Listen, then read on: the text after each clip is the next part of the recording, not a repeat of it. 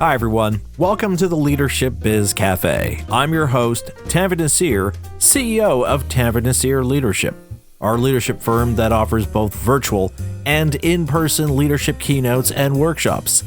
If you've been enjoying my podcast, I'd like to invite you to check out our company website at tanvirnasir.com to learn how I can share and build on the ideas and insights being discussed here on my show.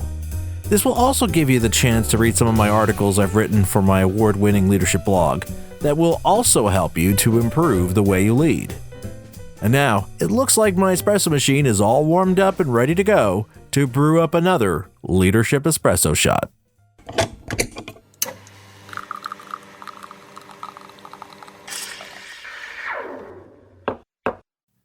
In much of my work with leaders and organizations across the various industries, there's a common issue that they seek help on addressing. Specifically, how do we keep employees invested in the long-term goals of our organization?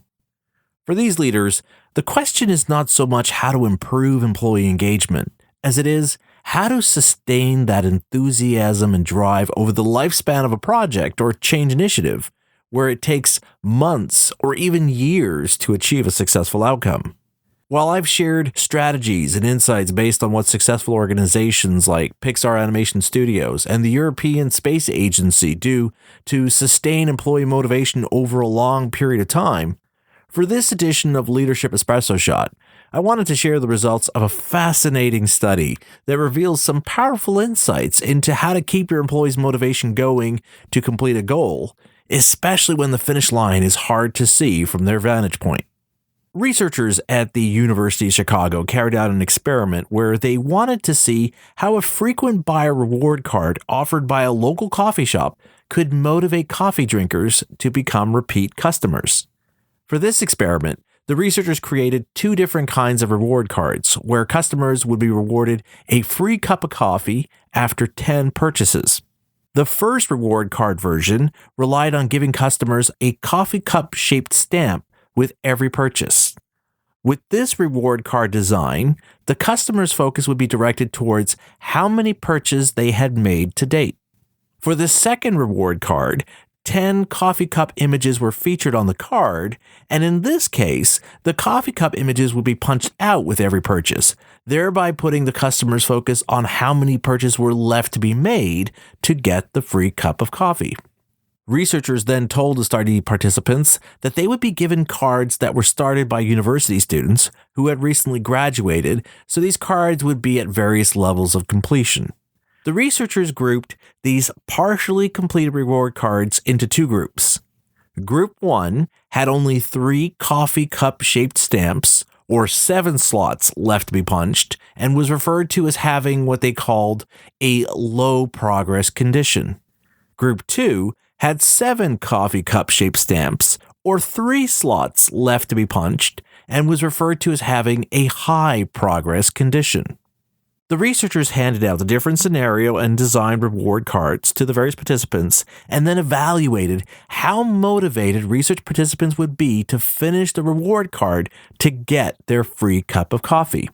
What the researchers found was that when the participants received a card that had 3 coffee cup-shaped stamps or 3 slots punched, the ones that got the card design that had emphasized how much progress had been made so far were more motivated to finish the reward card than those who got the reward card that emphasized how many coffee cups were left to purchase to get the free cup of coffee.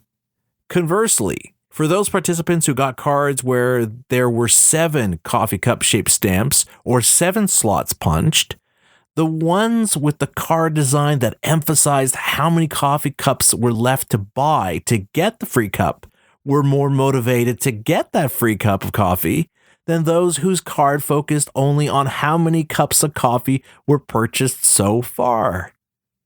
Now, for those who run coffee shops or other types of stores that use these kinds of reward cards, this finding is definitely of much interest. But how does this apply to how we can become better at creating those kinds of conditions that help keep our employees motivated over the long run and achieving our shared purpose? Well, the answer to this question can be found in understanding what's behind this motivation phenomenon.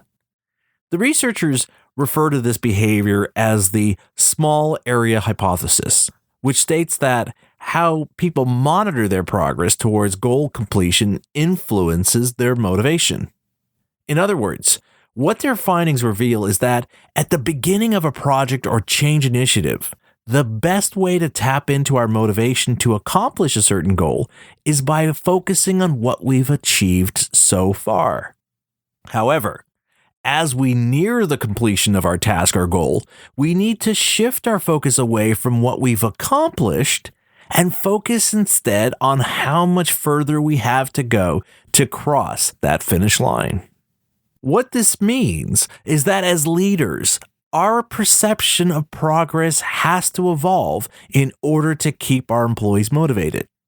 Of course, in light of the increasing demands on our time, energy, and limited resources, not to mention the faster pace by which we need to get things done, the temptation is certainly there to stick to what worked in the past, that what kept people motivated at the beginning will keep them going to the end. And yet, anecdotally, we all know this to be untrue. Many of us have experienced starting a new project or a new exercise or diet regimen and having that initial enthusiasm and drive to see it through. But then, somewhere down the line, our motivation wanes and our interest of seeing what we started through to the end dissipates. In our workplaces, our employees lose interest over time in bringing their best to the table and instead relegate themselves to simply doing what's necessary or what's being asked of them.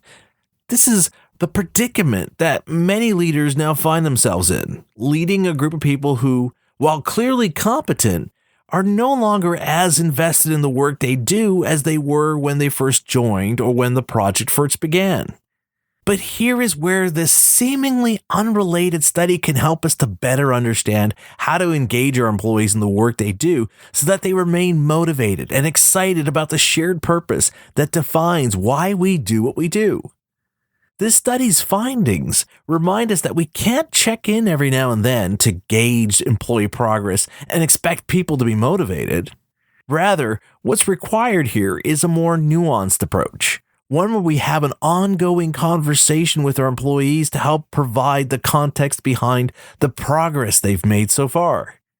As such, at the beginning of any project or change initiative, we do have to make sure our collective focus is on what we've accomplished so far, of the quick wins we've achieved and the lessons learned from the setbacks we've experienced on the way forward.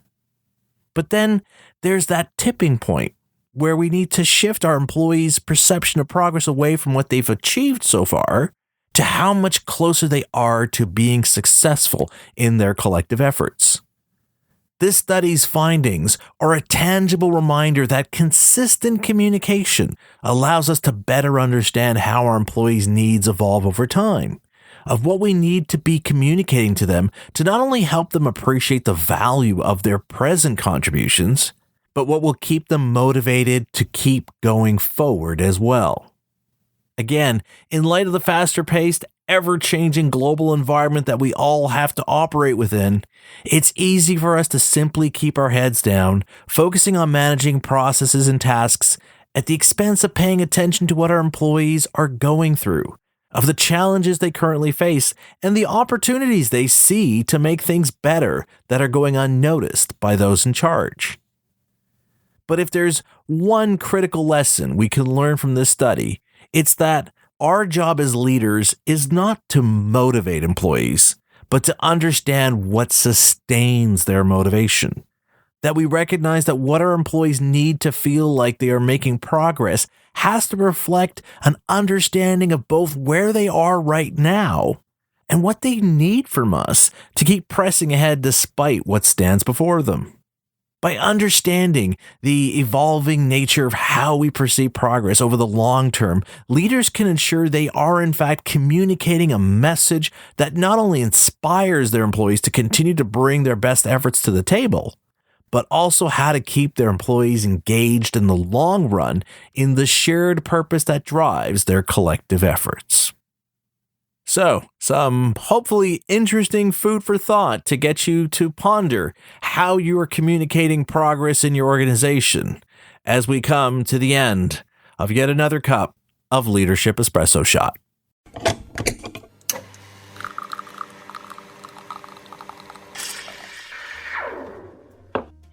As you may have heard me mention in some past episodes of my leadership podcast, I'm always on the lookout for some fascinating research studies that can help us improve our leadership craft. No doubt that's because of my medical science background, but I do hope hearing about this study will help you appreciate how making a subtle shift in how you perceive and communicate the progress being made by your employees can help sustain and fuel their motivations through to the end of your project and initiative. And it's these kinds of insights I share through my leadership keynotes and workshops, both virtually and in person, through my leadership firm, Tanvir Naseer Leadership. So if you'd like to learn more about my work and how I can help your team and organization, visit my company's website at tanvirnaseer.com. Better still, why not drop me a line by filling out our contact form so we can talk. Now, if you're enjoying my leadership podcast, why not share it with your colleagues and your team? The easiest way to do this is to share a link to our podcast page at tanvirnaseer.com/LBC. There you will find links to subscribe to our show on iHeartRadio, Spotify, Apple Podcasts, Deezer, Pandora, Google Podcasts, Stitcher Radio, and Audible. You can also listen to past episodes as well as find links to the show notes for every episode. In the meantime, I'd appreciate it if you could also rate and review our show on your favorite platform to help us to continue bringing more episodes of this podcast.